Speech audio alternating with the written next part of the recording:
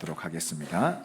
레위기 19장 1절 2절 함께 합독하도록 하겠습니다. 여호와께서 모세에게 말씀하여 이르시되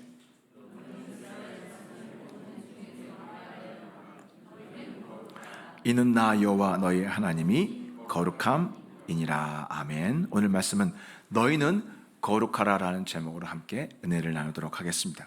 지금까지 여러 번에 걸쳐서 우리가 지금 레위기의 말씀을 다루고 있는데요, 그런데 오늘 말씀은 레위기 중에서도 가장 핵심적인 말씀이라고 할 수 있습니다. 여러분, 레위기 전체가 총 몇 장입니까? 27장으로 구성되어 있습니다. 그런데 만일 누가 여러분한테 레위기 막 엄청나게 많은 말씀들이 있는데 도대체 가장 중요한 그 레위기 전체를 요약할 수 있는 한 말씀이 뭐예요? 핵심 주제가 뭐예요? 이렇게 물어본다면 이렇게 답할 수 있습니다. 너희는 거룩하라. 이 한 말씀에 다 요약이 됩니다. 조금 더 늘린다면 하나님이 거룩하심 같이 너희도 거룩하랍니다. 이게 레위기의 핵심 구조예요. 이 속에 모든 명령을 말씀들을 다 담을 수 있습니다. 이게 얼마나 중요한 말씀인지 중간중간 레위기서 아주 그 전체 내용 중에 중간중간 이 말씀을 반복해서 말씀하십니다. 우리 한번 읽어볼까요? 레위기 11장 45절과 20장 26절만 한번 읽어보겠습니다. 시작. 나는 너희의 하나님이 되려고 너희를 애굽 땅에서 인도하여 낸 여호와라. 내가 거룩하니 너희도 거룩할지어다. 너희는 나에게 거룩할지어다. 이는 나 여호와가 거룩하고 내가 또 너희를 나의 소유로 삼으려고 너희를 만민 중에서 구별하였음이니라. 이해가 되시죠? 레위기 전체를 담은 말씀이 뭐라고요? 너희는 거룩하라. 과거가 어떻든 여러분, 우리 이제 하나님은 과거를 묻지 않으세요. 우리 다 과거 안 좋잖아요. 과거 하나님 만나기 전에 다 그렇고 그런 죄인들이었습니다. 과거는 중요하지 않아요. 과거는 하나님 묻지 않습니다. 어찌됐든 간에 하나님 만난 그 순간부터 하나님은 과거는 어쨌든 간에 이제 하나님의 백성이 되었습니다. 하나님의 거룩한 자녀가 되었습니다. 이제 거기에 맞게 하나님처럼 거룩한 백성으로 살라는 거예요. 하나님의 거룩한 백성답게 우리를 훈련하기 위해서 하나님 주신 게 뭐예요? 우리 레위기에서 배웠던 제사법, 그 다음에 뭐예요? 그 다음에 정결법입니다. 우리를 훈련시키려고 주신 것입니다. 요즘에 실내에서 개를 키우시는 분들이 많죠. 그렇죠? 여러분, 이 강아지와 방 안에서 한 공간에 지내려면 다른 무엇보다도 가장 먼저 한 가지는 훈련시켜야 됩니다. 가장 먼저 훈련시켜야 될 게 있습니다. 그게 뭡니까? 배변 훈련이에요. 야, 다 하시네. 다 바로 답하시네요. 똥오줌 가르는 것부터 가르쳐야 됩니다. 그게 가장 중요합니다. 제가 어렸을 때는 개를 방 안에서 키운다는 것은 상상도 못하는 일이었습니다. 요즘같이 그 개 종류가 아주 외국에서 많이 들어왔잖아요. 리트리버, 비숑 프리제, 푸들, 보더컬리, 이런 해외에 혈통 있는 개들이 굉장히 많이 들어왔습니다. 이런 혈통 있는 이렇게 순수 혈통을 가진 그런 개들이 아니라 우리가 어렸을 때 주로 키웠던 혈통은 시골 자부종이라고 혹시 들어보시는지 모르겠어요. 시골 잡종이죠. 다른 말로 쉽게 말하면 똥개라고 합니다. 똥개. 그냥 마당 한쪽에서 기둥이나 계집에 묶어서 키웠고, 얘들은 주로 아무데나 똥을 쌌습니다. 그리고 또 똥 싸고 가끔 배고프면 또 그걸 간식으로 집어먹기도 했습니다. 똥개는 똥 안에 얼마나 세균과 기생충과 그 안에 얼마나 그 나쁜 균들이 아주 득식을 거리는지를 얘는 몰라요. 우리는 똥 냄새가 싫은데 걔는 구수해요. 우리하고 달라요. 얼마나 냄새나고 더러운지 얘는 위생 개념 자체가 없습니다. 이런 똥개와 실내에서 같이 산다는 것은 정말 상상도 할 수 없는 일이었습니다. 하나님과 인간과의 관계도 똑같습니다. 인간은 기본적으로 죄가 얼마나 악취가 나고 더럽고 얼마나 우리를 파멸시키는지를 사람들 몰라요. 그냥 죄 짓고 이거 어때서? 개가 똥 싸놓고 똥 집어먹는 거 이거 어때서? 똑같아요. 그게 나한테 앞으로 장차 어떤 영향을 미치는지에 대해서는 생각도 안 하고 관념도 없어요. 그냥 눈에 안 보이니까. 죄에 대한 위생 개념이 없습니다. 그래서 우리가요 구원을 받고 이제 하나님 나라에서 하나님의 집에서 하나님과 함께 하나님 백성으로 살려면 반드시 먼저 배워야 되는 게 뭐냐면 죄와 거룩에 대한 개념 자체를 처음부터 다 하나하나 배워야 되는 것입니다. 마치 강아지 배변 훈련처럼 먹어야 될 것, 먹지 말아야 될 것, 또 가까워야 될 것, 멀리 해야 될 것, 이것을 하나하나 기초 개념부터 배우는 거예요. 이게 레위기입니다. 우리 레위기에서 위생법 배우는 게 다 이런 거예요. 정결법 배우는 게 다 이런 거예요. 그런데 이 거룩의 법, 레위기의 법은 사실 우리한테 굉장히 불편해요. 그렇죠? 이거 읽으면서 좋아하는 사람 있습니까? 이것도 저것도 이거 해야지 말아야 될 게 이렇게 많아. 우리는 이전에 마음대로 살았습니다. 죄도 마음대로 지었어요. 죄 지으면 쾌감이 있잖아요. 좋잖아요. 죄 지을 땐 좋아요. 인간에게 쾌감을 줘요. 그 나중에 어쨌든 간에 상관없죠. 그런데 나에게 쾌감을 주고 즐거움을 줬던 것들을 언제부턴가 죄라고 하면서 이것저것 가리고 살아야 되니까 굉장히 불편합니다. 하지만 이것은 우리가 구원받았기에 누리는 특권이라는 것을 알아야 됩니다. 레위기는 여러분 하나님이 레위기를 누구한테 주셨습니까? 구원받은 백성들한테만 주시는 거예요. 이방인들한테는 주지 않습니다. 구원받지 못한 사람들한테는, 불신자한테는 레위기를 주지도 않아요. 하나님이요. 택함 받았기 때문에 우리에게 주는 것입니다. 어느 시골 할머니 댁에 딸이 왔습니다. 할머니 집 마당에는 온갖 종류의 똥을 먹으며 사는 똥강아지가 있었습니다. 그런데 서울에서 딸이 올 때 이 딸은 작은 푸들 강아지를 품에 안고 왔습니다. 똑같은 개인데 푸들 강아지는 딸의 품에 안겨서 할머니의 안방으로 바로 들어갑니다. 같은 개가 안방으로 들어가니까 마당에서 놀던 똥강아지도 좋아서 마루로 튀어 올라갔습니다. 그걸 보신 할머니는 큰 소리를 지르면서 아니 이놈의 개자식이 하면서 거기 고무신을 가지고 그냥 그 똥강아지 머리통을 후려 갈깁니다. 깨갱 하면서 그냥 이제 그 마루에서 뛰쳐서 이제 강아지는 도망갔습니다. 그때가 추운 겨울이었습니다. 푸들 강아지는 할머니와 딸과 따뜻한 안방에서 자식 대접을 받으면서, 그렇죠? 반려견은 자식 대접 받잖아요. 사람 애라고 그러잖아요. 자식처럼 대우하잖아요. 자기를 엄마라고 그러잖아요. 엄마가 밥 줄게 이러잖아요. 이건 자식 대접이에요. 자식 대접 받으면서 잤습니다. 그런데 똥강아지는 한겨울에 마당에 잤습니다. 하나님이 우리에게 이렇게 거룩을 훈련하시고 거룩하라고 하시는 목적이 무엇인 줄 압니까?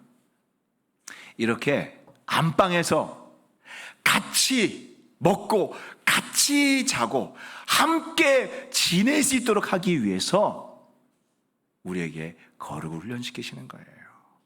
똥강아지하고 달라요. 똥강아지한테는 이런 거 주지도 않아요. 이런 거 가르쳐 주지도 않아요. 우리가 하나님의 임재 속에서, 하나님의 보호 속에서 살도록 하기 위해서 배변 훈련 하라는 거예요. 배변 훈련 하지 않으면 냄새나서 하나님은 불교라는 거 싫어하세요. 같이 못 계세요. 교인이라고 다 똑같은 교인이 아니에요. 교회 다닌다고 다 똑같은 거 아니에요. 똥 먹고 막 똥에 들리고 살면 하나님이 그 사람의 삶 속에 임재하지 못하세요. 하나님이 이렇게 우리를 레위기를 주면서 계속 훈련시키는 게 뭐냐면, 우리를 어떻게 하든지 하나님의 임재 속에서, 그리고 하나님의 보호 속에서 살도록 하기 위한 것입니다. 하나님의 임재 속에 살면 얼마나 좋아요. 이 푸들 강아지는요, 겨울이면 보일러가 탁 깔린 이 따뜻한 안방에서 등 깔고 발라당 들어 누워서 쿠션에서 누워 자요. 여름이면 에어컨 틀어주고 더울까봐 주인이 에어컨 틀어주면서 시원한 에어컨 바람 쐬면서 주인과 함께 정말 최고의 대접을 받고 살아요.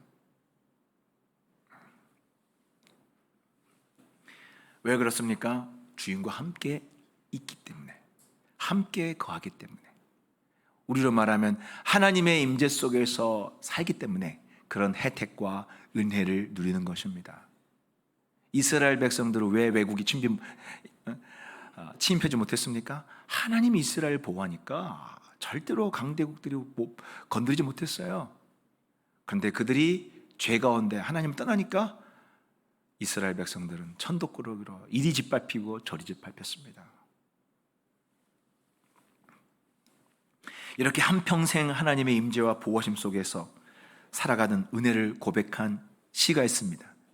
그 시가 뭐냐면 바로 시편 23편입니다. 우리 잘 알지만 하나님의 임재와 보호하심 속에서 강아지가, 입양된 강아지가, 주인과 함께 살아가는 강아지가 안방에서 어떻게 편안한 인생을 사는지, 주인과 함께 지낼 때 어떤 인생을 살아갈 수 있는지 다시 한번 그 장면을 생각하면서 곱씹어 보면서 읽어보겠습니다. 다 같이 한번 읽어보겠습니다. 시편 23편 1절 시작. 부족함이 없으리로다. 그가 나를 푸른 풀밭에 누이시며 쉴 만한 물가로 인도하시는도다. 내 영혼을 소생시키시고 자기 이름을 위하여 의의 길로 인도하시는도다. 내가 사망의 음침한 골짜기로 다닐지라도 해를 두려워하지 않을 것은 주께서 나와 함께 하심이라. 주의 지팡이와 막대기가 주께서 내 원수의 목전에서 내게 상을 차려주시고 기름을 내 머리에 부으셨으니 내 잔이 넘치나이다. 내 평생의 선하심과 인자하심이 반드시 나를 따르리니 내가 여호와의 집에 영원히 살리로다. 동네 똥개가 물려오면요, 주인이 가만히 있어요. 막대기 그냥 패버립니다. 푸드 강아지는 주인 품에 안 안겨서 보호받는 거예요. 다윗이 인생에서 고난을 안 겪은 것이 아닙니다. 원수들의 공격을 안 받은 것이 아닙니다. 여러분, 우리 성도가 이 땅에 살아가는 것은 우리가 예수를 믿은 후에도 이 땅에 사는 동안 어쩔 수 없습니다. 이 세상 자체가 죄악과 죄인들이 가득한 곳이에요. 얼마나 한 발자국 나가면 악인들 천지입니다.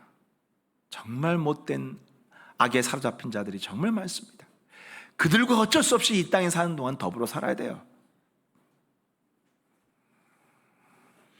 다윗도 수많은 고난을 당했습니다. 하지만 고난을 당할 때마다 하나님의 품속으로 달려들어갔고 그 속에 숨었습니다. 하나님의 임재하심 속에서 숨었습니다. 그러면 하나님이 다윗을 품으시고 모든 환난이 지나갈 때까지 다윗을 지키시고 보호해 주셨습니다. 그래서 다윗은 여호와는 나의 반석이요 나의 피할 바위요 나의 산성이라고 하셨지 않습니까? 주말에 두 개의 소식을 들었습니다. 하나는 우리 교회 성도님 한 분이 정말 고생 끝에 전자상거래 프로그램을 잘 개발해서 큰 업체들과 계약을 했습니다. 회사가 급성장하는 이 기회를 얻었습니다. 그런데 갑자기 얼마 전부터 특정인이 이 업체의 프로그램을 가동하고 있는 서버를 해킹을 해가지고 공격을 하는 거예요. 그러니까 이 계약한 업체들이 다 갑자기 프로그램이 가동 안 되는 거죠. 음식 주문이 안 되는 거예요. 뭐 주문이 다 다운돼 버리는 거예요.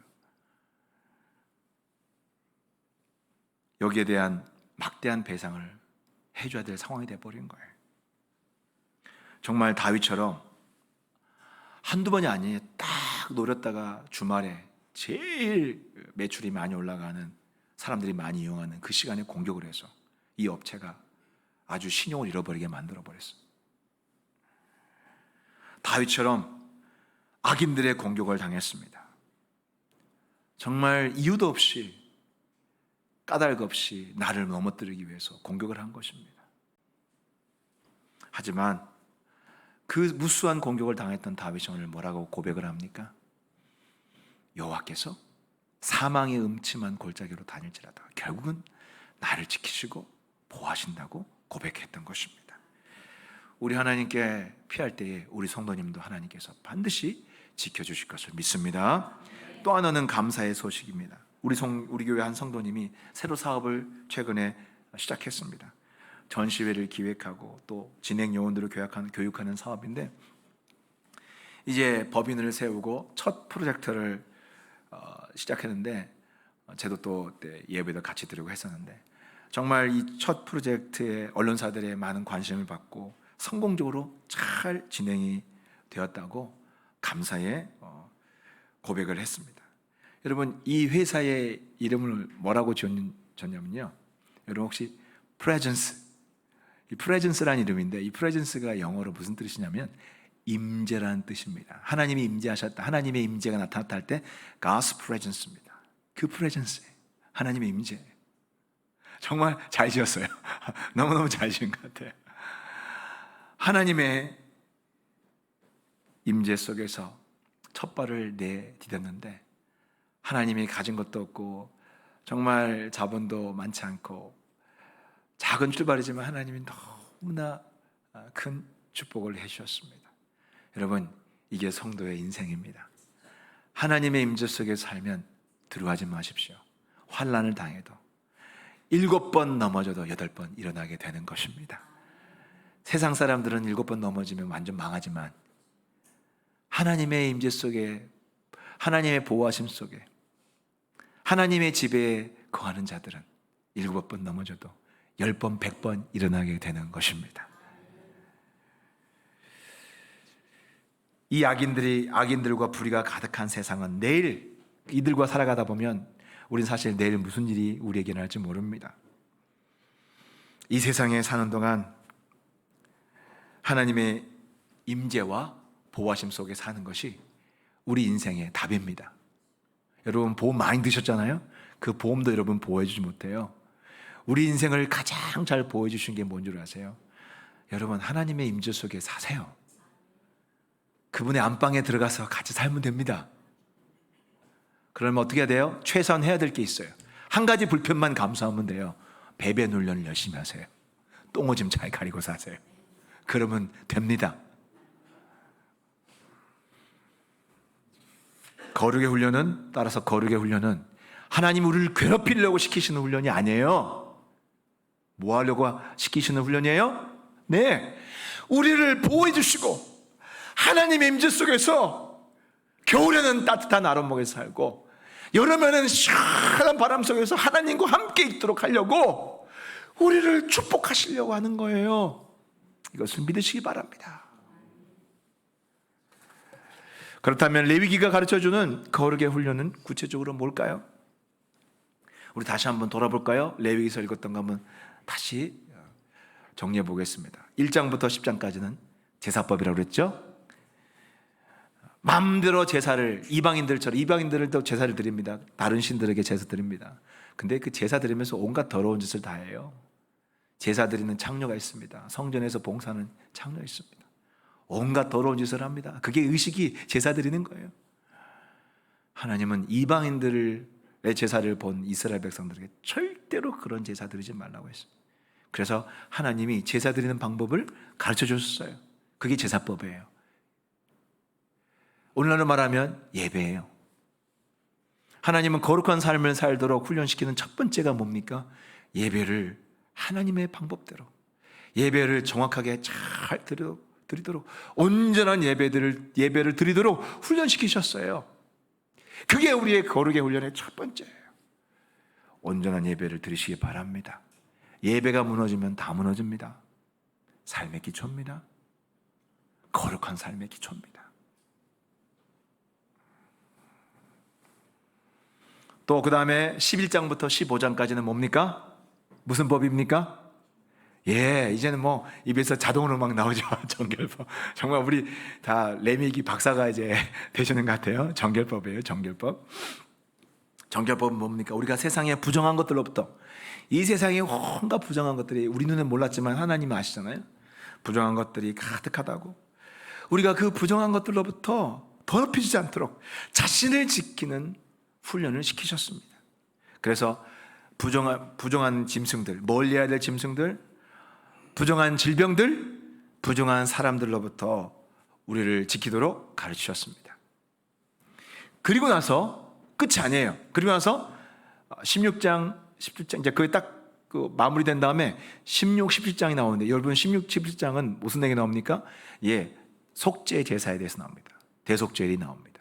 그리고 그 속죄 제사에서의 피의 의미가 무엇인지를 다시 한번 알려줍니다. 속죄를 드리도록 하고 속죄 제사를 가르쳐 주시고, 그 왜 피를 뿌려야 되는지, 피가 우리의 죄를 속한다는 그 피의 의미를 다시 한번 알려주십니다. 자, 우리 16, 17장에서 왜 다시 갑자기 정결법을 하다가 피의 제사에 대해서 알려주셨는데, 이미 제사를 다 했는데 정결법을 지키려고 하다가, 우린 약하잖아요. 또 우리도 모르게 부주의로 정결이 깨어지는 일이 있습니다. 우리도 모르게, 우리도 실수로 다시 부정해진 일이 있습니다. 그때 어떻게 하라는 거예요? 빨리 속죄의 제사로 나오라는 거예요. 빨리 피를 뿌리라는 거예요. 빨리 다시 회복하라는 것입니다. 죄에 빠졌다고 낙심하지 말라는 것입니다. 주저앉지 말라는 것입니다. 얼른 십자가 앞으로 나오라는 거예요. 빨리 회개하면 되는 거예요. 빨리 씻어버리면 된다는 거예요. 여러분, 이 삶을 잘 훈련하시기 바랍니다. 살다 보면 우리도 모르게 우리가 연약해서 죄를 또 짓게 됩니다. 그러면 재빨리 십자가 앞에 나오셔서 빨리 예수님의 피로 씻고 일어서시기 바랍니다. 새 출발하시기 바랍니다. 그래서 16, 11장은 우리의 죄를 씻도록 것에 대해서 말씀하십니다. 우리 레위기서 17장 11절 한번 읽어볼까요? 시작. 육체의 생명은 피에 있습니다. 내가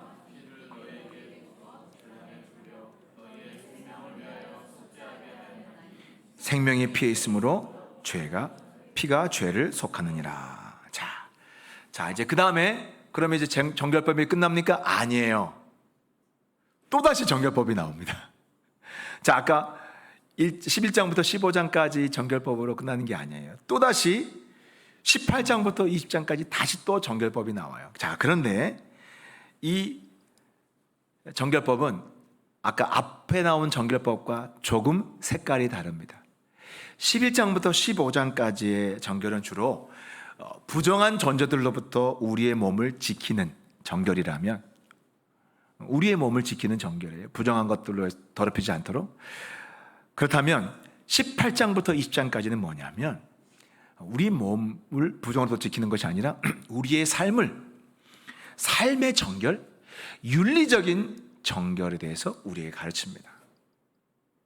그러니까 단지 우리가 뭐 정결한 의식 이런 게 아니라 우리의 삶 속에서 이제 적극적으로 우리의 삶의 정결, 윤리적인 정결을 어떻게 하면 살 수 있는지에 대해서 가르쳐 줍니다. 그래서 보면 특히 18장을 보면, 여러분 18장 읽으면서 상당히 불편하셨을 거예요. 그렇죠? 거기에 뭐가 나오냐면 금지된 성관계에 대해서, 집중적으로 거의 전체가 성관계에 대해서 다룹니다. 얼마나 민망한지 몰라요. 우리 한번 읽어볼까요? 요약한 거 몇 줄만 보겠습니다. 레위기 18장 6절 한번 읽어보겠습니다. 시작. 각 사람은 자기의 살부치를 가까이하여 그의 하체를 범하지 말라. 나는 여호와이니라. 근친상간에 대해서, 근친간의 성관계에 대해서 철저히 금하도록 하나님이 말씀하십니다. 그 다음에 22절 한번 볼까요? 너는 여자와 동침함 같이 남자와 동참하지 말라. 이는 가증한 일이라. 동성연애를 말하는 것입니다. 남자가 남자와 성관계를 맺는 것은 가증한 일이라고 말씀하십니다. 그 다음에 23절 너는 짐승과 교합하여 자리를 더럽히지 말며 여자는 짐승 앞에 서서 그것과 교접하지 말라. 이는 문란한 일이라. 이건 수간예입니다.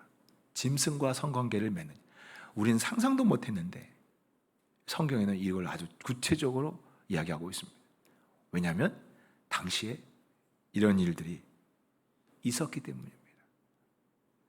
거기다가 이게 또 참 볼 때 같이 민망한 내용인데, 가족이 같이 큐티하기도 참 민망한 내용이에요. 그런데 이제 끝났나 했더니 20장이 또 나와요. 똑같이 또 반복이 돼요. 근데 20장에는요 단순 반복이 아니라 거기다가 한 가지 덧붙였습니다. 뭐냐면 처벌 규정을 덧붙였습니다. 단순 반복이 아니에요. 한 번 더 강조하면서 주의시키면서 이번에 하나님이 확실하게 경고하셨습니다. 죽을 거라고, 죽음을 당하게 될 거라고 경고하십니다. 우리 한번 20장 12절 한번 볼까요? 12절 15절 보겠습니다. 시작. 누구든지 그의 며느리와 동침하거든 둘 다 반드시 죽일지니 그들이 가정한 일을 행하였습니다. 그들의 피가 자기들에게로 돌아가리라. 그렇죠? 근친상간에 대해서 죽이라고 하셨습니다. 돌로 쳐서 죽입니다. 그 다음에 15절 한번 볼까요? 남자가 짐승과 교합하면 반드시 죽이고 너희는 그 짐승도 죽일 것이며. 앞에 나왔던 것을 반복하지만 여기는 뭐가 덧붙여졌어요? 네, 처벌 규정이 덧붙여진 거예요. 이해가 되시죠? 그래서 18장과 20장이 완전 똑같은 게 아니에요. 약간 의미가 다릅니다. 자, 18장, 20장의 두 장에 걸쳐서 반복해서 성적 타락에 대해서 경고하신 이유가 뭘까요? 우리 레위기서 18장 24절 한번 보겠습니다. 18장 24절부터 30절까지 한번 읽어보겠습니다. 시작. 너희는 이 모든 일로 스스로 더럽히지 말라. 내가 너희 앞에서 쫓아내는 족속들이 가나안 7족속을 말하는 겁니다. 이 모든 일로 말미암아 더러워졌고 그 땅도 더러워졌으므로 내가 그 악으로 말미암아 벌하고 그 땅도 스스로 그 주민을 토하여 내느니라. 그러므로 너희는 내 명령을 지키고 너희가 들어가기 전에 행하던 가증한 풍속을 하나라도 따름으로 스스로 더럽히지 말라. 나는 너희의 하나님 여호와이니라. 하나님은 이 말씀들을 통해서 우리에게 중요한 정보를 알려주십니다. 가나안 족속들이 왜 멸망했는가, 왜 하나님이 그들을 심판하셨는가에 대한 이유를 여기서 보여주십니다. 우리는 몰랐죠. 그런데 가나안 족속들이 무슨 짓을 하고 살았습니까? 근친상간, 동성연애, 그 다음에 짐승과 수간을 하는 일들이 이 가나안 족속들 사이에 널리 퍼져 있었던 거예요.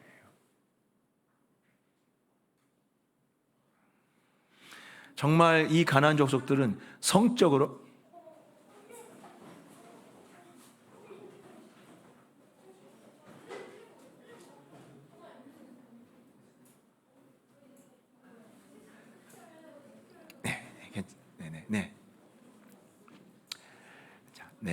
안내해 주세요.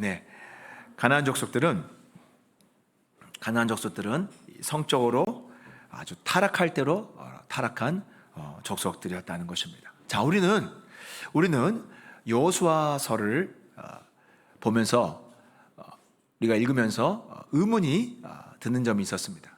자, 우리가 여호수아서를 읽으면서 한 가지 들었던 가장 큰 의문은 뭐냐면, 하나님이 여호수아와 그 군대들에게 명령하셔서 가나안 7족속들을 거기 가서 이렇게 성을 치고 또 정복하게 하시되, 그런데 아주 유독 이해할 수 없는 명령을 주던 게 뭐냐면, 그 성에 들어가서 가나안 족속들을 칠 때는 반드시 남녀노소를 가리지 말고, 그리고 심지어는 짐승들조차도 철저히 다 멸하도록 하셨다는 거예요. 그래서 사람들은 이걸 보고 굉장히 의문을 많이 품었어요. 하나님 너무하지 않느냐? 그런데 여러분, 거기에는 의미가 있어요.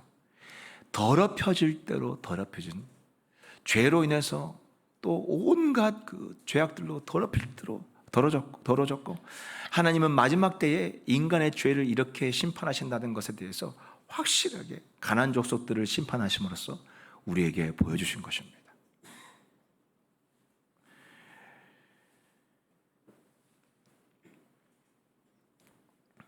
신명기 7장 2절 한번 볼까요? 신명기 7장 2절 다 같이 한번 읽어보겠습니다. 시작. 내 하나님 여호와께서 그들을 내게 넘겨 내게 치게 하시리니 그때에 너는 그들을 진멸할 것이라. 그들과 어떤 언약도 하지 말 것이요 그들을 불쌍히 여기지도 말 것이며. 하나님은 그들의 행위를 보시면, 우리는 보지 못하죠. 우리는 못 보죠. 그런데 하나님은 하늘에서 그들이 어떤 짓을, 사람의 눈을 피해서 어떤 짓을 하고 사는지 하나님은 다 하늘에서 다 쳐다보고 계시니 하나님은 토할 것 같은 거예요. 구역질이 나시는 거예요. 정말 하나님 입장에서는 구역질이 나시는 거예요. 그들의 죄악을 보시면서. 우리 눈을 감고 살지만 하나님은 다 보시잖아요. 하나님이 얼마나 괴롭겠습니까? 그 거룩하신 하나님이 자기가 지은 피조물들이, 인간들이 하나님의 형상을 가진, 자기의 형상을 따라 지어진 인간들이 그렇게 더러운 짓을 하고 사는데, 짐승과 수간을 하고 그런 더러운 짓을 하고 사는데 하나님 하늘에서 보시면서 얼마나 고통스럽겠습니까? 한번 생각해 보십시오. 그런데 그들의 죄악이 가나안 족속들, 그들 자신만, 인간들만 더럽히는 게 아니에요. 여기 보면 놀라운 사실을 우리에게 말씀합니다. 그들의 죄악이요 사람만 더럽힌 것이 아니라 25절에 보면 그들의 땅들조차도 죄로 더러워졌다고 말씀합니다. 그 땅이 가나안 족속들을 토해냈다고 말씀합니다. 아까 25절에 보면 다시 한번 볼까요? 우리 아까 읽었던 25절 우리 읽었었죠? 25절 한번 읽어보겠습니다. 시작. 그 땅도 더러워졌으므로 내가 그 악으로 말미암아 벌하고. 그러니까 그 땅도 스스로 그 주민을 토하여 내느니라. 여러분, 죄는요 사람만 더럽히지 않습니다. 그거 아세요? 땅도 더럽혀요. 그들이 농사 짓는 땅도 더럽혀요. 그래서 흉년이 들고 농작물이 더 이상 맺히지 않는 일들이 생기는 거예요. 땅이 사람을 토해낸대요. 왜냐하면 하나님이 구토하시니까 땅도 구토를 하시는 거예요. 구토하는 거예요. 그래서 레위기 19장 23절에 보면 여러분 이해가 안 가는 내용이 하나 있을 거예요. 레위기 23절에 보면 이스라엘 백성들이 가나안 땅에서 과실수를 심는데 첫 3년 동안은 먹지 못하게 하십니다. 왜 그런 줄 아세요? 그 땅이 더럽혀졌기 때문이에요. 오랫동안 죄로 인해서 망가졌기 때문이에요. 그래서 그것을 먹지 못하게 하십니다. 우리 한번 레위기 19장 23절 한번 읽어보겠습니다. 시작.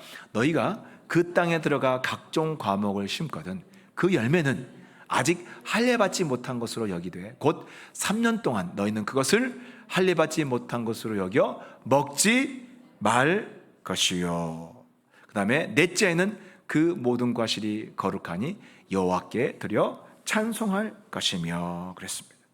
여러분, 죄가 이렇게 무서운 것입니다. 사람도 더럽히고 사람이 사는 땅도 더럽힙니다. 성경은 지금 시대에 대한 경고이기도 합니다. 이게 옛날 이야기로 끝나지 않아요. 하나님도 똑같이 살아계시고 이 하나님 지으신 세상도 옛날이나 지금이나 변함없이 똑같은 원칙대로 돌아갑니다. 눈에 보이지 않지만 이 세상도 똑같이 돌아갑니다. 인간의 운명도 똑같이 규제를 받습니다. 죄가 당장엔 달콤하지만 한번 그렇게 살아보세요. 그 죄의 열매가 얼마나 무서운지 혹독하게 인간이 대가를 치르면서 삽니다. 얼마나 인간에게 저주들이 많이 나타납니까? 재앙들이 많이 나타납니까? 지금 시대에 대한 경고이기도 합니다. 이런 성적 타락의 죄악들은 우리가 사는 모든 삶의 터전들도 망하게 하는 것입니다. 우리는 레위기를 읽으면서 근친상간, 동성애, 수간에 대한 내용들을 보면서 이런 일들이 정말 많을까 하는데, 실제로 고대 히타이트 법전에는 이런 내용이 있습니다. 사람이 양과 소, 돼지, 개와 수간을 하면 처벌을 받았습니다. 그러나 이런 내용이 있습니다. 말이나 나귀와 수간은 허용이 됐다고 합니다. 기가 막히잖아요. 법이 있어요. 히타이트 법전에 있어요. 저는 종종 타교회 성도님들의 안타까운 이야기를 들은 적이 있습니다. 자녀가 어느 날 자신이 동성애자인 것을 부모에게 고백한 거예요. 부모가 얼마나 충격을 받겠습니까? 어떤 경우는 자녀가 트랜스젠더 수술을 받기로 결심했다는 이야기를 부모에게 합니다. 충격이죠. 우리 자녀들이 세상 아이들과 함께 살아가면서 세상의 죄악의 영향을 받는데요, 정말 무섭습니다. 죄는 방치해두면요, 사람을 어디까지 끌고 갈 수 알 수가 없습니다. 짐승과 수간을 하는 것을 어떻게 해요? 우리는 정상적인 사람이라는 상상도 못하죠. 근데 죄가 들어오면요, 망가뜨려요. 정상적인 사고를 못해요. 변태적인 사고로 사람들을 이끌어갑니다. 그 정신세계를 그렇게 만들어요. 그게 아름답게 보이고 정상해 보이고 그것을 찬양하게 만들어요. 예술이라는 이름으로 똑같이 된 거죠. 음악도 미술도 예술도 타락해요. 영혼을 완전히 송두리째 더럽혀 놓는 거예요. 그러니까 뭐가 정상인지 뭐가 비정상인지 몰라요. 기준이 없으니까요. 하나님과 성경이 없으면 기준을 어떻게 알겠습니까? 죄가 주는 욕망대로 끌려 살 뿐이죠. 어떻게 짐승을 성적 대상으로 바라보게 됩니까? 이게 정상입니까?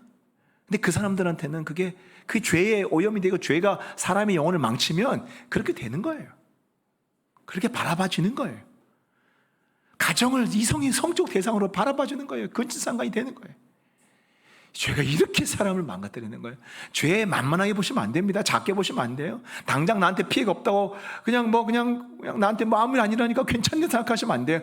이게 어떻게 나타날지 모르는 거예요. 돌고 돌아서 어떤 형태로 나타날지 모르는 거예요. 이게 무서운 거예요.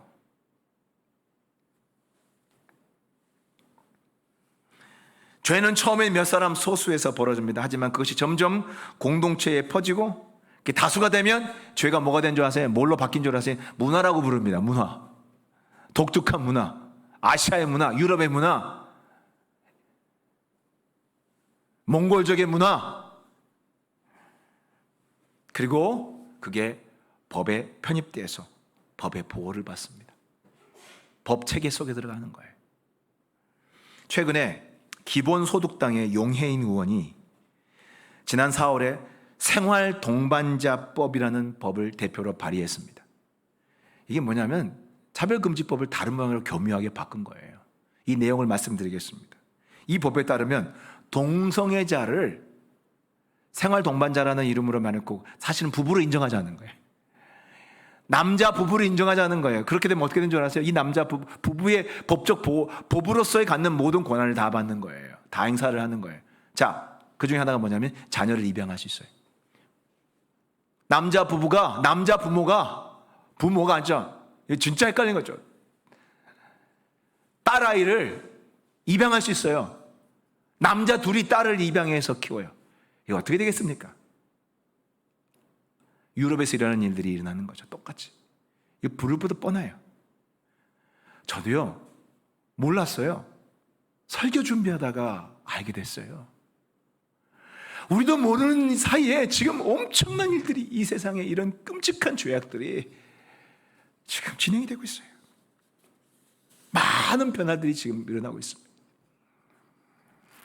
이런 죄악들로 인해 사회는 점점 소돔성처럼 변해갈 것이고, 소돔성 한번 망했습니다. 하나님이 샘플로 그렇게 하지 말라고 분명히 보여주셨습니다. 그런데 인간들은 안 들어요. 나한테 지금 당장 일어나지 않으면 남이 어떻게 되든 안 보입니다. 사회는 점점 소돔성으로 변해가고 있습니다. 애들부터 해서, 초등학생 애들부터 해서 정말 아이들이 음란해지고 기가 막힌 일들이 학교에서 벌어지고 있어요. 동시에 땅과 자연도 함께 지금 더러워지고 있습니다. 성경 말씀대로 가면 인간의 사회가 더럽혀지면 자연도 타락해 됩니다. 그 더럽힘에 오염을 받는다고 그랬어요. 망가진다고 그랬어요. 그래서 여러분 그 결과가 뭡니까? 기상이변이 일어납니다.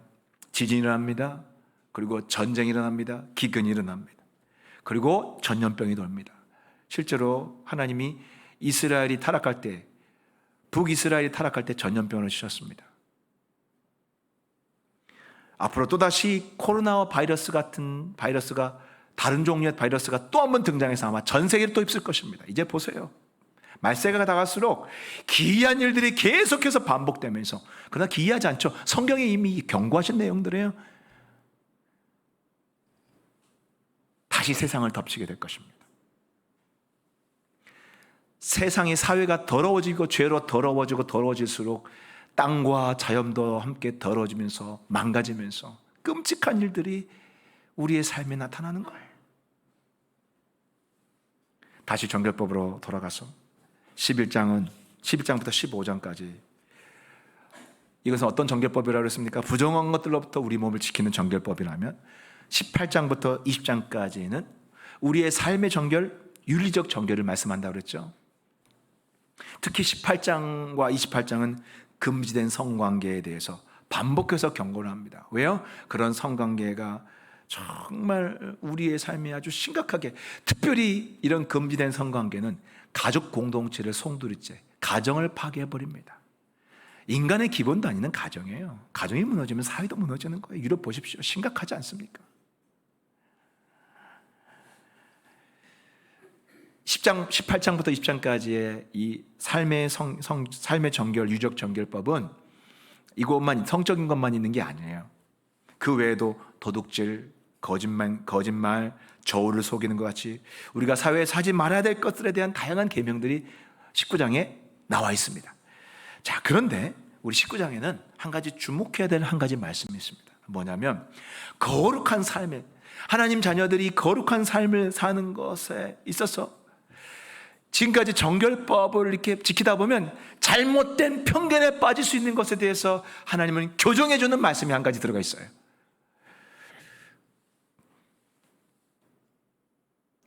그것을 뒤집는 중요한 말씀이 등장합니다. 자, 우리 한번 지금까지 정결법 한번 생각해 보세요. 주로 정결법 하면 뭐예요? 안 먹고, 안 만지고, 또 가까이지 않고, 멀리하는, 이런 것들이 주로 정결법의 훈련이잖아요. 거룩한 삶의 훈련이잖아요. 아까 18장, 20장도 금지된 성관계 안 하면 돼요. 안 하면 되는 거예요. 자칫 정결한 삶, 거룩한 삶이 뭔가 안 하는 거, 안 만지고, 멀리하고, 고립되고, 혼자 있고, 이런 것이 그냥 거룩하고 정결한 삶의 전부라고 착각할 수 있어요. 근데 그게 아니에요. 그게 정결의 거룩한 삶의 전부가 아니에요. 만약 그런 식으로 따진다면 이 세상에서 제일 거룩한 사람들 어떤 사람들이에요? 내 산속에, 깊은 산속에 수도원 짓고 사는 사람들이 제일 거룩한 사람이에요? 아니에요. 거기서 그냥 묵상만 하고 기도하면 그 사람 삶이 완전히 거룩한 삶이 천만의 말씀, 이건 반쪽짜리 거룩이에요. 여러분, 물론 세상과 적절한 거리를 두고 또 구별된 삶을 사는 것은 거룩의 기초예요. 아주 기초 단계예요. 기초 단계. 그러나 이게 전부 다 절대로 전부가 아니에요. 거룩의 아주 소극적인 측면이에요. 소극적 측면의 거룩입니다. 거룩은 여기서 멈추면 안 돼요. 하나님 원하신 거룩은 이게 아니에요. 이건 기본이에요. 기초 훈련이에요. 더 나아가야 돼요. 더 나아가는 훈련이 뭔 줄 아세요? 거룩한 훈련, 적극적인 거룩인데 그게 뭔 줄 아세요? 바로 레위기서 19장 18절에 나와 있는 말씀입니다. 우리 다 같이 한번 읽어볼까요? 19장 18절 시작. 원수를 갚지 말며 동포를 원망하지 말며, 이게 중요한 게 다음에 시작. 내 이웃 사랑하기를 내 자신과 같이 사랑하라. 이게 적극적인 거룩의 모습이에요. 적극적인 거룩의 실천이에요. 안 하는 게 거룩이 아니에요. 하나님은 여기서 멈추지 말고 이 기초 편에서 말고 고등 단계의 거룩으로 나가게 원하는 거예요. 고등 단계의 차원 높은 거룩이 뭐예요? 내 이웃을 내 몸과 같이 사랑하는 삶을 실천하는 거예요. 우리는 신약에서 내 이웃을 내 몸과 같이 사랑하라는 말씀 많이 들었죠? 신약 성경에 많이 나오잖아요. 예수님도 말씀하시고 제자들도 사도들도 말합니다. 근데 그 말씀들이 다 어디서 나온 거예요? 오늘 레위기서 19장 18절 말씀을 인용하신 거예요. 예수님도 인용하신 거예요. 새로운 말씀을 하신 게 아니에요. 레위기서 19장 18절 말씀을 쏙 뽑아가지고 이 구절, 내 이웃을 내 자신과 같이 사랑하라, 이 말씀을 쏙 뽑아가지고 예수님이 말씀하신 거예요. 자, 한 율법의 학자가, 서기관이 예수님한테 물었어요. 예수님, 구약 성경 보니까 율법이 엄청 많습니다. 다 중요한 말씀인데 이거 다 중요한 말씀이죠. 근데 이것 중에서 정말 중요한 말씀 하나 뽑아주신다면 어떤 말씀입니까? 그랬더니 예수님이 두 가지를 뽑아주셨어요. 뭡니까? 기억나시죠? 첫째는 하나님을 사랑하는 것이죠. 마음을 다하고 성품을 다하고 뜻을 다하고 목숨을 다해 사랑하는 것. 두 번째는 뭡니까? 그렇죠. 레위기서 이 말씀을 뽑으시면서 내 이웃을 내 자신과 같이 사랑하라. 그러면서 뭐라고 그랬냐면 이 두 계명이 온 율법과 선지자의 강령이니라 그러셨어요. 예수님이 이 땅에 오셨을 때 이스라엘 사회에서 그래도 가장 거룩한 삶을 산다고 공인받았던 사람들이 여러 종파가 있지만 누굴까요? 누구 같아요? 서기관? 서기관도 같은 종파야. 한 파 중에 있는데 바로 바리새인들이 서기관이죠. 바리새파예요. 여러분, 이 바리새라는 단어는 헬라식 발음이고 히브리어 원래 단어에서 나오는데 페루심이라는 단어에서 왔어요. 페루심이라는 말이 뭐냐면 구별. 여러분, 우리 레위기서 배웠죠? 정결, 구별. 구별이 뭐예요? 거룩이에요. 거룩의 개념이 구별인 거예요. 그러니까 바리새인들이 왜 바리새이냐면요, 이 세상과 구별돼서 거룩한 삶을 살겠다고 작정한 사람들이 바리새인들이에요. 그러니까 사실은 이 사람들은 완벽한 레위기를 완벽하게 성취하고자 하는 사람들이 바로 바리새인들이에요. 이해가 되시죠? 그래서 이 사람들이 이 실천 규범 중에 열심히 했던 게 뭐냐면 우리 정결법 깨끗하게 하기 위해서 부정한 것들로부터 우리 자신을 깨끗하게 하려고 아까 정결법 배웠다고 그랬잖아요. 11장부터 15장까지. 그렇죠?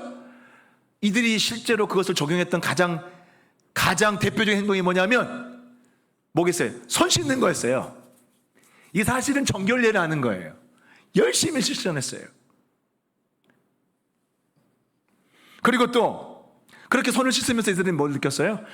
내가 레위기서 11장부터 15장까지 있는 정결법을, 몸을 정결하는 세상의 부정한 것들로부터 나 자신을 깨끗이 지키는 걸 다 했다라고 스스로 거룩해졌다고 느꼈어요. 그렇게 생각했어요. 거기다가 또 아까 20장부터 18장부터 20장까지 거룩한 삶을 살기 위해서 많은 것들을 했지만 이 중에 이들이 제일 중요하게 생각했던 게 뭐냐면 안식일이었어요. 안식일을 거룩하게 지키는 것을 이 세상에서 거룩한 삶을 사랑하는, 또 도덕적인 삶을 살아가는데 가장 중요한, 하나님 앞에 하나님 기쁘시게 하는 정결한 삶을 사는 가장 중요한 것, 핵심이 뭐냐면 안식이라고 생각했어요.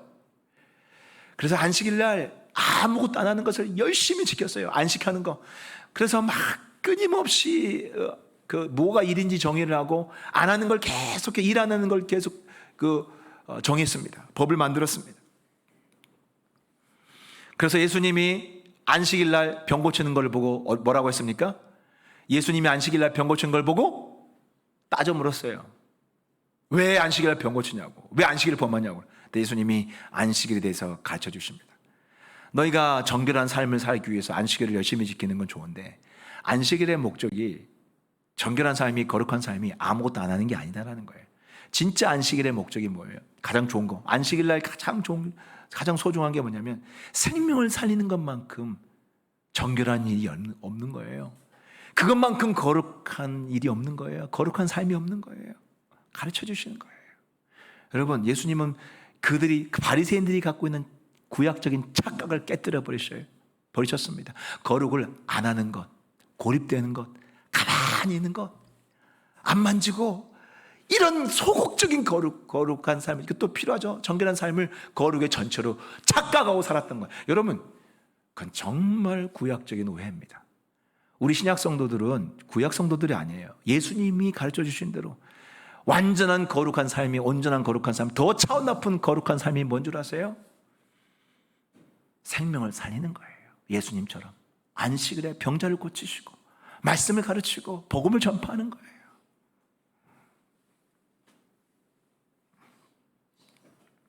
제가 평신도 때 신우회 활동을 하면서 만났던 분이 있었습니다. 그분은 모태신앙으로 아주 경건합니다. 그래서 술도 안 먹고 담배도 안 피우십니다. 참 봐도 경건해요. 주일날 예배 주일 철저히 지키고 예배 잘 가세요. 철저히 지키세요. 그런데 딱 거기까지예요. 그분의 신앙은 딱 거기까지. 술, 담배 안 하고 예배에 철저히 가시는 거예요. 전도하는 거 안 합니다. 전도하는 거 못 봤어요. 누구 말씀을 양육하고 영혼들을 살리는 뭐 그런 간절한 마음이 없어요. 섬기는 거, 봉사나 섬기는 거 별로 중요하게 생각하잖아요. 이것이 바로 반쪽짜리의 거룩입니다. 신약의 거룩은 뭔가를 안 하는 게 아니에요. 예수님처럼 누군가를 살리는 삶, 생명으로, 누군가를 생명으로 이끄는, 누군가를 섬기는, 누군가를 넘어진 사람을 세우고 살리고 일으키고 생명의 일들을 하는 것이, 섬기는 일들을 하는 것이 바로 우리가 진정한 거룩의 삶을 사는 거예요. 저는 이 말씀을 생각할 때에 저는 여러 성도님들의 얼굴이 떠올랐습니다. 일주일 내내 직장에서 힘들게 일하고 가정에서는 주부로, 직장에서는 직장인이고 가정에서는 주부예요. 또 그것만 있습니까? 자녀들 키우는 사람들은 부모 역할 하잖아요. 얼마나 할 일이 많습니까? 그런데도 우리 교회는 주일날 다락방에서 리더로서 또 지체들을, 순원들을 섬기고, 주중에도 또 순원들을 섬기는 분들이 있습니다. 직장 끝나고 와서 저녁에 다락방을 인도하세요. 여자 직장인 다락방에서. 얼마나 바빠요. 얼마나 할 일 많습니까? 그런데 그거를 쫙 감당해요. 또 주중에 어떤 분은 또 1:1 양육을 하기 위해서 또 교회 와가지고 막 말씀을 준비하고, 직장 끝나서 허겁지겁 그냥 차 막힌데 달려와가지고 여기서 또 하세요. 또 어떤 분은 주일날 주일학교 일찍 와가지고 1부 예배 드리고 2부 예배 하면서 또 초등부 섬겨요. 초등부 섬기는 것이 말이 교사로 섬기는 게 쉽습니까? 그 아이들을 돌보고 막 그 아이들 또 간식도 챙기고 또 허드렛 일이 참 많아요. 근데 참 생각해 보세요. 우린 다 인간이에요. 똑같아요. 다 쉬고 싶어요. 다 그냥 직장 끝나면 그냥 가정 일에만 해도 쉬어요. 안 하고 싶어요. 예배, 주일날 그냥 와서 예배만 드리고 은혜만 받고 싶어요. 근데 저는 그걸 생각했어요. 저분들이 왜 저렇게 할까? 무엇이 저분들로 하여금 저렇게 섬기게 하고 영혼들을 살리는 삶을 살도록 할까? 뭔 줄 아세요? 내 이웃을 내 자신과 같이, 네 몸과 같이, 내 몸과 같이 사랑하기 때문이에요. 사랑이 아니면 못합니다. 저 주일학교 아이들 내 자식들이 아니지만 남의 자식을 내 자식처럼 아끼는 마음을 가지고 사랑하니까 주일날 그렇게 헌신하고 간식 챙겨주고 그렇게 섬기는 거예요. 다락방 순원, 우리 집사님들 보면, 순장님 또 순모님들 보면 막 자기 순원들 또 힘든 일 있으면 막 같이 막 안타까우면서 눈물 흘리면서 기도하고 애달파하고, 또 잘된 일 있으면 막 잘됐다고 목사님 응답받았어요 막 청하고. 왜요? 피 한 방울도 안 섞였어요. 그럼 내 가족처럼, 내 지체처럼, 내 가족처럼, 내 몸처럼 그렇게 사랑하는 거예요. 뭐가 거룩이에요? 뭐가 거룩입니까? 산속에서, 깊은 산속에서 돛 닦듯이 세상과 어떤 끊고 오직 말씀과 기도만, 이게 거룩. 이건 구약이에요, 구약. 예수님은 제자들에게 세상으로 들어가라고 했어요. 사람들을 살리라고 하셨어요. 예수님이 이 땅에 오셔서 말씀을 가르치고 치유하고 전도하는 일을 사셨어요. 무엇이 거룩입니까?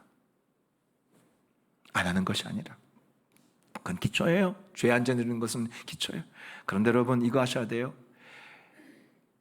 이렇게 섬기는 삶을 살고 교회에서 보이지 않는 곳에서 지난 금요일 날도 보니까 내가 깜짝 놀랐어요. 어느 성도님이 와가지고 저 소예배실 청소하는 거예요. 나는 몰랐어요. 주일학교 준비한다고요. 아이들 그 깨끗하게 환경에서 아이들이 공부하고 예배 드릴 수 있도록 한다고 소예배실에서 혼자 청소하더라고요. 뭐 때문에요? 왜요? 뭐 때문에 저렇게 하냐 이거죠. 여러분, 우리는 오늘 거룩에 대한 새로운 개념을 가지고 봐야 됩니다. 근데 이렇게 아주 경건한 목소리로 주여 목소리 막 경건한 톤에 깨끗한 복장에 나만 이렇게 부정한 거 묻지 않으려고 탁 지키는 것, 이거 거룩한 삶 반쪽짜리입니다. 거룩한 삶은 내 몸에 때도 묻고 애들 돌보다 보면 콧물도 묻고 또 때로는 눈물도 묻고 청소하다 보면 오염된 것도 묻고 페인트도 묻고, 하지만 영혼이 성장하는 것을 기뻐하고 사람이 살아가는 걸 보면서 행복을 느끼면서 그들을 섬기는 삶을 사는 것, 이게 진짜 우리 주님이 기뻐하는 거룩한 삶이라는 것입니다. 전 솔직히 그런 질문을 합니다. 과연 우리 주님이 보실 때, 나는 목사지만 저런 성도님들과 나를 놓고 볼 때 주님이 누가 더 거룩한 삶을 산다고, 누가 더 주님 앞에서 거룩할까? 저는 솔직히 자신이 없어요. 전 자신이 없어요. 저는 우리 성도님들 볼 때 정말 존경스럽습니다. 그들이 정말 거룩한 하나님의 사람들입니다. 여러분, 레위기를 통해서 거룩한 삶을 사모하고 주님을 닮아가는, 그렇게 살아가면서 주님의 임재 속에 거하면서 이 땅에 수많은 모진 풍파와 고난을 만나지만 그때마다 주의 품속에서 보호받고 안식하면서 풍랑을 이겨내는 그런 성도들 되시기를 주의 이름으로 축복합니다. 기도하시겠습니다. 우리 시간에 다 같이 기도할 때, 하나님, 참으로 오늘 레위기를 통해서 무엇이 거룩한 삶인지 잘 배우게 하시고 또 거룩한 삶을 향해 한 걸음 더 나가게 하여 주시옵소서. 하나님, 정결한 삶이 불편한 것이 아니라 축복인 것을, 특권인 것을 깨닫게 하여 주시옵소서. 하나님이 거룩하시기 때문에 우리를 정결하게 사는, 정결함으로써 하나님 품에 더 가까이 나아갈 수 있는, 하나님이 우리를 정결하게 살도록 명하신 것이 우리를 더 가까이 하시기 원한다는 것을 주여 깨닫고 정결로 더 나가게 하여 주시옵소서. 그리고 더 영혼을 섬기며 또 한 영혼을 세우고 지체들을 섬기는 그런 삶을 살도록, 정결한 거룩한 삶을 살 수 있도록 주여 나와 내 가정을 이끌어 주시옵소서. 다 같이 기도하겠습니다. 하나님 아버지여, 참 주의 성령께서 오 주여 바람같이 불같이 생수같이 오 성령님, 우리 성도들을 이 시간에 채워주시옵소서. 오 주여 새롭게 하여 주시옵소서. 오 주여 새롭게 하여 주시옵소서. 바람같이 불같이 생수같이 오 주여 성령님께서 성도들을 붙잡아 주시옵소서. 아버지여 사이옵소서. 아버지여 사이옵소서. 오 주여 성령께서 주시옵소서. 오 성령 하나님 주님과 은혜가 부어주시옵소서. 아버지 도와주시옵소서. 아버지여 사이옵소서. 아버지여 우리 교회를 붙사요. 또 특별히 하나님, 우리가 더 이 시대에 구별된 공동체가 되게 하여 주시옵소서. 아버지여, 잠깐 세상 사람들과 똑같이 죄를 즐기는 것이 잠깐은 달콤하지만 그것이 하나님의 자녀들에게는 얼마나 비참한 삶인 것입니다. 아버지여, 눈이 열려서 보게 도와주시옵소서. 아버지 하나님, 보게 도와주시옵소서. 눈이 열려서 보게 도와주시옵소서. 아버지여 눈이 열려서 보게 도와주시옵소서. 주여 영안이 열리게 도와주시옵소서. 주여 눈이 열려 보게 도와주시옵소서. 아버지여 눈이 열려 보게 도와주시옵소서. 아버지여 눈이 열려 보게 도와주시옵소서. 아버지여 눈이 열려서 보게 도와주시옵소서. 아버지 영안이 열려서 보게 도와주시옵소서. 아버지여 영안이 열리게 도와주시옵소서. 아버지 우리 성도들이 한 차원 더 높은 거룩으로 나가게 도와주시옵소서. 안 하는 것이 거룩이 아니라 섬기는 것이 거룩이라는 것을 알게 도와주시옵소서. 섬기다가 때로는 오물도 묻고, 섬기다가 때로는 참으로 오물이 묻고 우리에게 참 부정한 것이 칠 수 있지만, 우리 주님처럼, 우리 주님이 문둥병자에게 손을 대셨던 것처럼 사람을 그렇게 살리고 우리 아이들을 그렇게 살리는 삶을 살게 하여 주시옵소서. 거룩한 삶으로, 우리 주님이 가르쳐준 거룩으로 나가게 하여 주시옵소서. 하나님 아버지, 우리 성도들을 그렇게 살게 하여 주시옵소서. 오 성령님, 바람같이 불같이 생수같이 우리 성도들 한 사람 한 사람 깨우쳐 주시옵소서. 레위기를 통해서 한숨 더 한 걸음 더 거룩한 삶으로 나가도록 주여 축복하시고 가르쳐 주시옵소서. 오 주여 가르쳐 주시옵소서. 아버지 하나님 도와주시옵소서. 오 주여 바람같이 불같이 생수같이 주여 내베풀어 주시옵소서. 아버지 내베풀어 주시옵소서. 주여 사역해 주시옵소서. 주여 우리를 이끌어 주시옵소서. 아버지 우리를 거룩하게 이끌어 주시옵소서. 우리를 거룩하게 이끌어 주시옵소서. 우리를 거룩하게 이끌어 주시옵소서.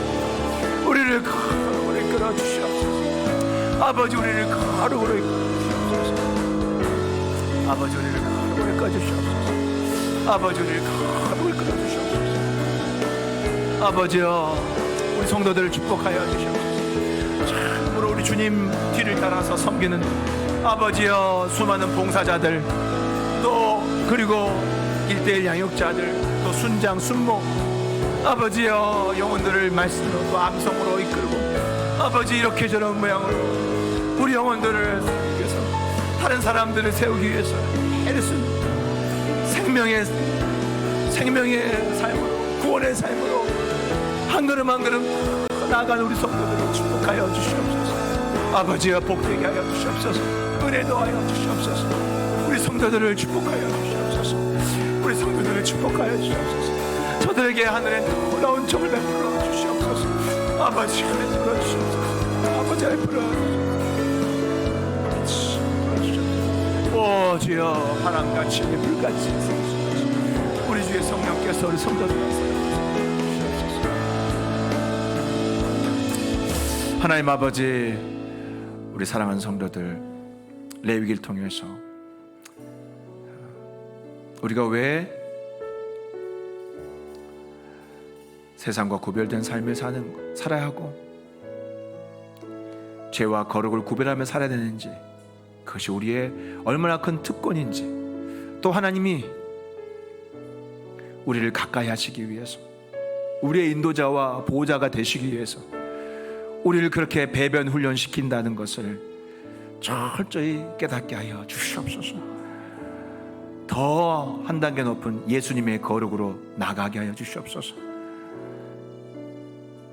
때로는 구정물이 묻고 오물이 묻더라도 예수님이 문둥병자를 만드신 것처럼 연약한 영혼들을 세우고 살리는 거룩한 삶으로, 더 차원 높은 거룩으로 나아가는 우리 모든 성도들 다 되게 하여 주시옵소서. 주 예수 그리스도의 은혜와 하나님의 크신 사랑과 성령님의 감화 감동 교통하심이 오늘 말씀 듣고 더 높은 거룩으로, 더 한 단계 더 깊은 거룩으로 나아가기로 결단한 모든 성도들을 위해 이제로부터 영원토록 함께 하시기를 간절히 축원하옵나이다. 아멘.